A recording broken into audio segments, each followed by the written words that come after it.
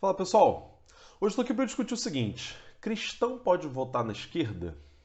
É um tema polêmico, né? Mas antes de começar, né, fazer o vídeo, queria já pedir você curtir o vídeo, comentar o vídeo, se inscrever no canal quem não é inscrito, ativar as notificações. Muita gente gosta de assistir, mas esquece de ativar as notificações, né? E aí não vê os outros vídeos. Mas vamos lá. O tema é polêmico, né? Aliás, o título é provocativo de propósito, né? Na verdade, a pergunta deveria ser o contrário. Não é se cristãos podem votar na esquerda. Eu acho que a pergunta mais adequada seria se cristãos podem votar na direita, né? Afinal de contas, vamos ver o que está sendo esse governo Bolsonaro, né? E falar de onde eu falo também, né? Eu não sou religioso, a minha análise aqui não é religiosa, eu não sou cristão, não estou aqui analisando o fenômeno religioso, estou analisando a relação entre a religião com a política. Né? A religião sempre foi utilizada como uma arma política, como um instrumento político. Né?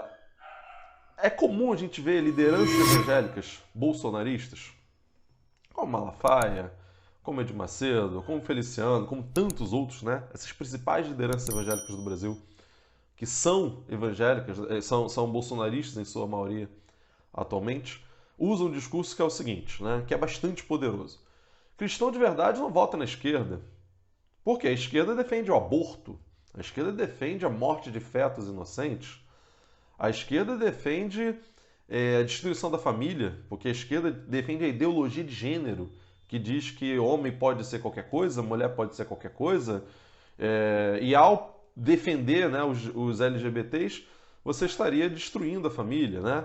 Dizem, inclusive usam mentiras mesmo, dizendo que a esquerda vai proibir as igrejas. Né? Você vê que os argumentos dele assim, é entre mentira e manipulação política. Né? Tem mentira escancaradamente mesmo, por exemplo, a questão de o PT vai fechar as igrejas, a esquerda é contra as igrejas. Que é mentira mesmo, né? Que a mentira também é uma arma política. A direita sempre utilizou, né? O bolsonarismo é um bom exemplo disso, como é que você usa a mentira como arma política. Essas informações circulam nos grupos de WhatsApp, né? Ah, se o Lula for eleito, ele vai prender o seu pastor. Cria-se um pânico moral, né?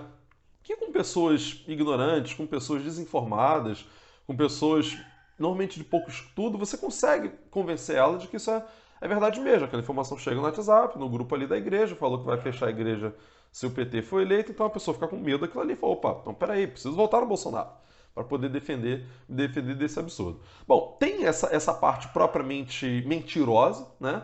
E tem os argumentos manipulados, né? Que são utilizados nesse contexto.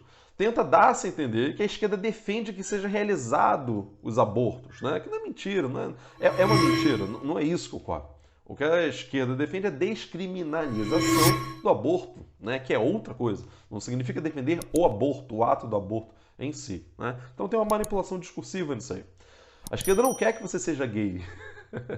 É engraçado falar essas coisas. A igreja não quer que você seja lésbica. Não é isso. A esquerda não está defendendo nada disso, não. A esquerda quer que as pessoas tenham direito, né, os direitos individuais garantidos e elas poderem ser aquilo que elas quiserem.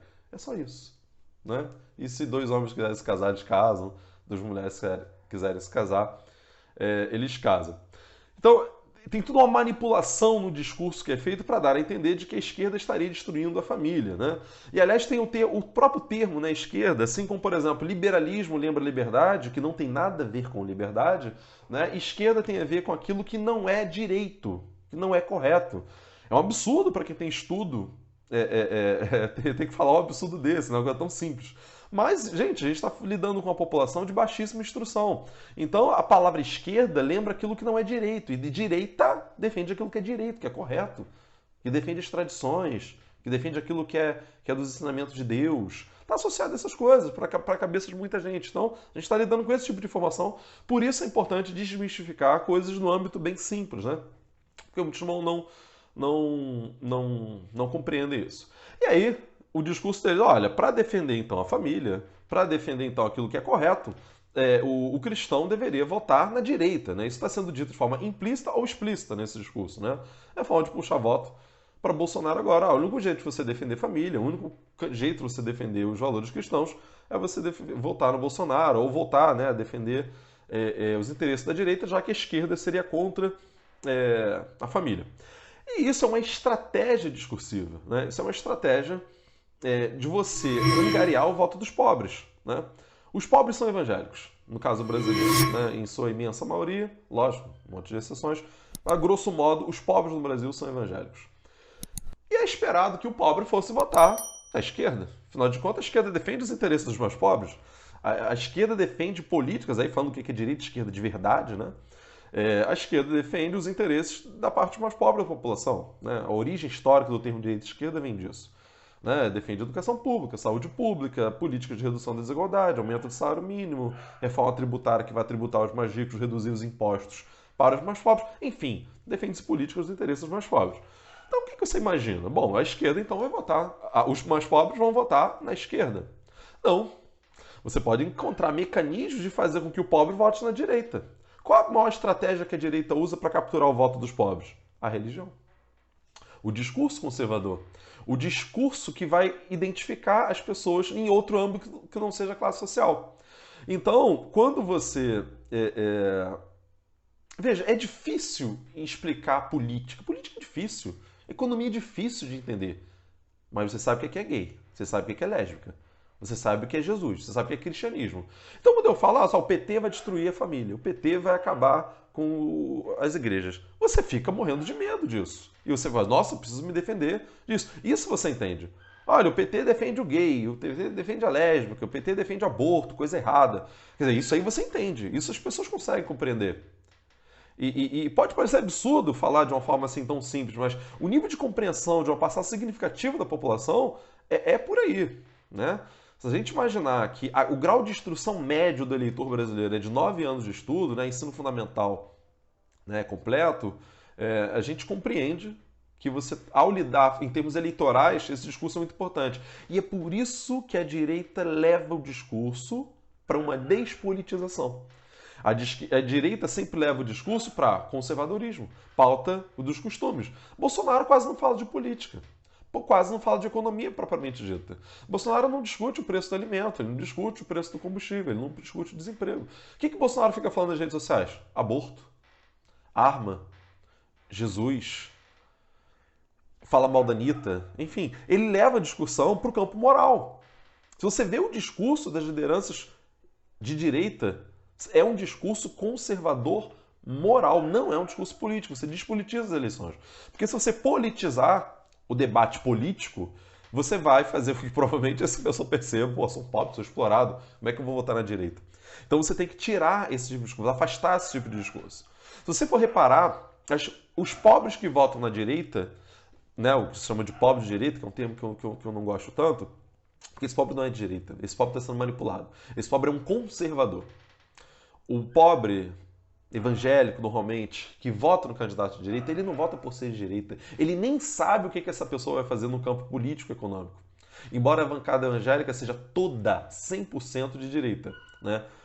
Esse cara vota no pastor porque, ou no militar lá que apareceu na televisão, o capitão disso, o sargento daquilo, que está na moda agora votar candidato desse tipo, porque ele identifica nele alguém que vai defender os valores morais com que ele vota. Então, essa levar a discussão política para o campo moral é uma estratégia discursiva que a direita usa. Então vem com esse argumento de que cristão não pode votar na esquerda porque a esquerda defende as coisas que são erradas, defende a maconha, defende o aborto, faz toda uma manipulação política em torno à medida que afasta, né, a própria discussão política.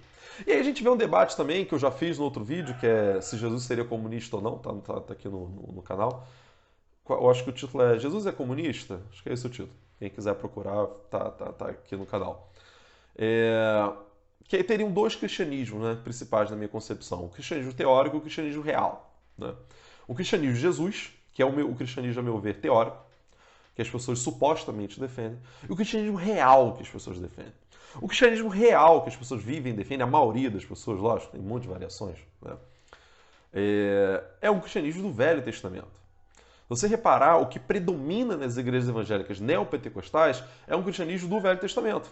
Fala-se muito mais de outras coisas anteriores a Jesus, o Velho Testamento, que propriamente do ensinamento de Jesus. Jesus andava com prostitutas, Jesus andou com bandidos, Jesus andou com gente que fazia coisa errada, Jesus e foi morto pelos religiosos, né? Aproveitando que a gente está aqui no domingo de Páscoa, para discutir esse tipo de coisa. Jesus não fazia esse tipo de coisa. Jesus tinha uma preferência pelos pobres. O discurso de Jesus era de uma preferência pelos pequenos, pelos pobres. Defesa da humildade, esse tipo de coisa. Só que o cristianismo, na verdade, defendido pela maioria das pessoas, é um cristianismo de controle dos costumes. É um cristianismo contra o aborto, é um cristianismo de negação dos prazeres mundanos, é um cristianismo que foca no Velho Testamento. Se você reparar o discurso do Bolsonaro, que é um cara cristão, o discurso do Malafaia, o discurso do Edir Macedo, não tem nada que assemelhe com Jesus. Não tem nenhuma preferência pelos pobres ali. Pelo contrário, eles criam tudo que eles defendem politicamente é contra os pobres. Então não é um cristianismo de Jesus, é um cristianismo do Velho Testamento. E eles usam o discurso cristão como uma estratégia de legitimação política. É uma estratégia de manipulação. Né? Veja, o Brasil é um dos países mais religiosos do mundo. Se você fala o que vai fazer ali no campo político e econômico, o pobre não vai votar na direita, ora. Como é que a direita faz então para ter o voto do pobre? Fala de religião, fala dos costumes, fala que a direita defende o aborto, fala de maconha. Então não é inteligente da parte da esquerda ficar levando o debate para o campo dos costumes, que é pior para nós, a gente perde nesse debate. O senso comum é conservador, o brasileiro é conservador, o brasileiro não gosta de gay, o brasileiro não gosta de lésbico, o brasileiro não vai aprovar a legalização do aborto, o brasileiro não vai aprovar casamento entre pessoas do mesmo sexo, o brasileiro é conservador. Então, não é estratégia também para a esquerda ficar focando nessas pautas, né? A esquerda faz muito isso, é uma crítica que eu faço à esquerda, foca-se muito nesse tipo de pauta e esquece a pauta que, ao meu ver, é a principal, a pauta de classe, a luta dos pobres, a reforma agrária, a reforma política, tacar imposto em cima dos ricos, criar política em prol dos mais pobres de fato, né? Então a esquerda também foi esquecendo os pobres, né? Foi focando nas pautas identitárias e abandonando os pobres. E a direita aproveitou perfeitamente esse contexto para poder fazer um discurso político manipulador e dizer, olha, a de esquerda defende isso aí, ó, as coisas erradas. Você quer votar naquilo que é certo, então? Fecha com a gente. No senso comum, predomina para as pessoas que ser de esquerda é defender as pautas identitárias. Enquanto que a direita defende os valores conservadores. Ora, o brasileiro é conservador, então o brasileiro vai preferir a direita. Então, é um discurso, uma estratégia, utilizar a religião, utilizar o cristianismo, né, no caso brasileiro, como uma forma de puxar voto para a direita, uma estratégia. Então, se a esquerda, uma pessoa cristã pode ser de esquerda? Pode, ela pode ser de esquerda, ela pode ser de direita. Eu acho contraditório, mas uma pessoa de esquerda, uma pessoa cristã votar na direita. Agora, vai depender de qual cristianismo que a gente está falando.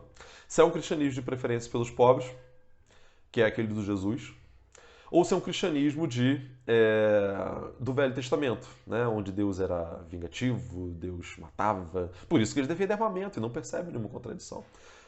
Então tem esses dois cristianismos aí que eu acho que a gente não percebe muito bem. As pessoas falam, mas tem um só. Não, tem um monte. Tem um monte de interpretações diferentes sobre isso. É por isso que existem várias religiões diferentes, vários cristianismos diferentes, no plural mesmo. E a gente tem que se atentar para essa estratégia de manipulação política. Então, não cai nessa não, você que é cristão, você que é religioso. É uma estratégia que estão utilizando para capturar o seu voto, para agir contra você no final das contas. Eles vão aprovar medidas contra os pobres, contra o salário mínimo, contra o direito trabalhista, tudo que prejudica o pobre. Esse discurso de defesa da família é só uma forma de enganar os pobres. É uma estratégia discursiva bem feita, porque funciona, de manipulação política, que só faz gerar mais votos para a direita. Então, quer combater esse pessoal? Vamos levar o discurso por econômico, para aquilo que de fato atende às gravíssimas necessidades da população brasileira. Então é isso, pessoal. Eu fico por aqui. Hoje foi um vídeo mais longo, né? Nem planejava fazer tão longo assim. Pedi para vocês curtirem o vídeo, comentar o vídeo, se inscrever aqui no canal, ativar as notificações, né? Para que você seja lembrado dos outros vídeos. Então é isso, pessoal. Um abraço. Até semana que vem.